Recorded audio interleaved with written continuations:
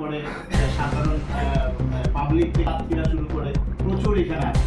তো এখানে স্টপেজ দেওয়াটা আমাদের ইয়েতে খুবই গুরুত্বপূর্ণ মনে হচ্ছে আর কি, কিন্তু এখনো পর্যন্ত হয়নি। বিষয়টা আপনি জেলার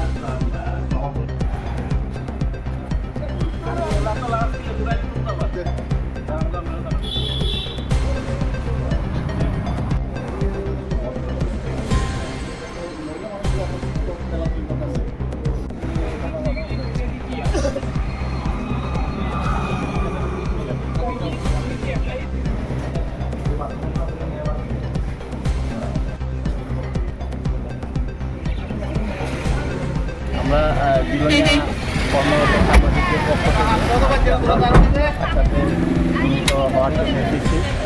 দক্ষিণ জেলার নতুন এসেছেন district magistrate and collector Smitamol MS।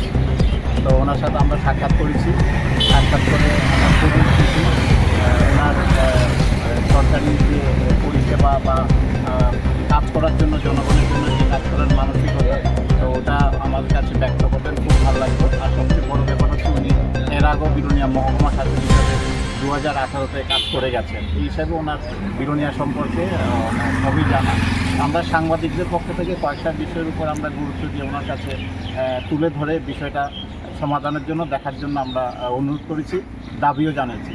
1 নম্বর হচ্ছে কাঞ্চনজঙ্ঘা এক্সপ্রেস সাবরুম থেকে যেটা সম্প্রসারিত হয়েছে কলকাতা যাচ্ছি, বিলোনিয়া জেলা সদর হয়ে কোনো স্টপেজ। আমরা বিষয়টা অফিসিয়ালভাবে দেখার জন্য GM সাহেবের কাছে নিয়ে আমরা অনুরোধ জানিয়েছি।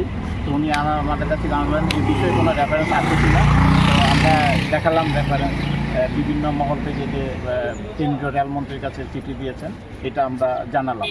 তারপরে বিলোনিয়া চিটাগাং রেল কানেক্টিভিটি, যেটা আগে বিলোনিয়া দিয়ে বাংলাদেশ থেকে ফেনী হয়ে বিলোনিয়া স্থলবন্দর পর্যন্ত রেল লাইন ছিল, তা যদি সংযুক্ত করা যায় চিটাগাংয়ের সাথে, বিলোনিয়া আর চিটাগাং রেল কানেক্টিভিটি, তাহলে উত্তর পূর্বাঞ্চলে অনেক ব্যবসা থেকে দিক থেকে শুরু করে বিভিন্নভাবে উপকৃত হবে এবং ব্যবসা বাণিজ্য বা কাজের কর্মসংস্থান থেকে শুরু করে মানে অর্থনৈতিক অবস্থা পুরো পাল্টে দিতে পারবে। বিষয়টা ওনাকে জানালাম। বিলোনিয়া স্বাস্থ্য পরিষেবার ক্ষেত্রে যাতে ভূমিকা না হয় বা জনগণ যাতে উপকৃত হয় ডিস্ট্রিক্ট হেডকোয়ার্টার হিসাবে, এই বিষয়টা ওনার কাছে তুলে ধরলাম।